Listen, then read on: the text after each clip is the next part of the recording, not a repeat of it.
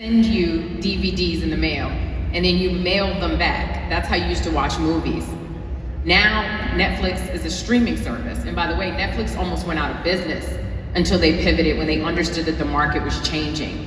And so what I would urge you to do is to, as Felecia said, constantly be researching. You need to understand where trends are going. You need to understand how your audience is engaging products and services. And then you need to figure out 2-3 years from now where you want your business to be and start to make the steps to get there, because business moves fast. Pages get deleted. How are you figuring out an alternative plan to make sure everything stays intact? Customer changes, right? So one thing that I heard you say, Shawn, is that like, hey, my customers are multifaceted. They believe in faith, but then there's all these other things that they have interest in too. It's not just one singular thing. I think oftentimes brands that don't pivot in the times where their customers are pivoting or their requests and their needs and their lifestyles are changing, then you get left behind. Then you become obsolete. And we've seen so many big brands do that, right? But then on the other side of that, you as the owner of your company, mentally you're going to pivot, right? As you go from a solo entrepreneur to hiring your first employee, you're now a different person that also has different needs. As your company goes from 1 employee to 10 employees to 20 employees to 100, you are different, right? So there's all these different levels and cycles of pivots that are happening. I would say the one thing that I think is really helpful for you, even from a marketing standpoint, but definitely from an entrepreneurial standpoint, is finding therapy. Because some of those big decisions of like, I know I need to pivot my company, I know my customers are changing and I might not be comfortable, or they having new demands, like how does that actually register in my body? And so many of us are making singular conversations or without faith or without professional help, and that's why we stay stagnant and then our businesses close, because we don't have the capabilities to make those decisions on our own, and we need to bring other people in, because otherwise it will swallow you whole. And I know therapy is not usually part of the marketing conversation, but for entrepreneurs that are on the edge, doing something for the first time, the first in their family to do so, the first to raise $1 million, those are big, weighty things.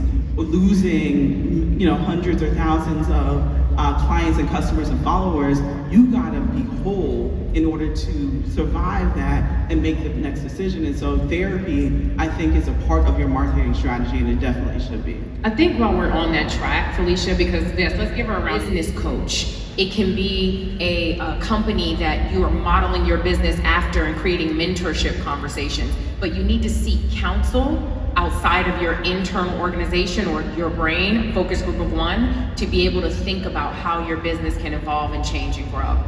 I'm so glad that you brought up just the holistic view of what it takes to be an entrepreneur. How many know that it's long nights, early mornings? She's like, Corey said, oh yes, you don't sleep. And I want to talk about just maybe what you have been doing, Shawn, because you've been on this journey for a long time. I read that before you became a full-time entrepreneur, you are a police officer. So that is a major shift, right? That is a major shift. Can you talk about how did you prepare yourself mentally? How do you prepare yourself financially for, this new venture in your life? Okay, yeah, so when I lived in Memphis at the time, I was working at Steak and Shake for about, 9 years as a waiter. And then from there, I moved to where I am right now in Atlanta, and I went to SunTrust. And that's when I was learning about banking, finance. When I said I didn't know anything about money, I was so out of balance so many times. I'm like, man, I don't know what I'm doing. But God placed me in these positions, to teach you about management of money, how savings, open up a money market. God is your best business provider, and that's the best person that you will have. And I had to be stripped of those things, those qualities that were not good, because they would be a detriment to my life. And chipping and being molded, it doesn't feel good. It makes you very, very uncomfortable. But that's how you get to the source. That's how you get to the root of your problem. And going through that phase, that's when I finally learned the lesson, and that's when this guy moved me over to, okay, now you can go full time into your business. And because I was making money with marketing, sales. I was doing, again, it was just me. I did this for myself since, 2012. It was just me by myself while working at Steak and Shake, while at banking, while in law enforcement. And so when I'm seeing the money elevating and constantly increasing, that's when I'm saying, okay, it's time to probably do my own thing. And yeah, that's pretty much how it really went. And then it grew and started adding employees and workers because I needed help. I can't do this by myself anymore. And so that's when I knew it was time to step into the fullness of me being a full-time entrepreneur. Can I just say something that Shawn touched on earlier? He said that he's not formally trained as a marketer. MG, what's up?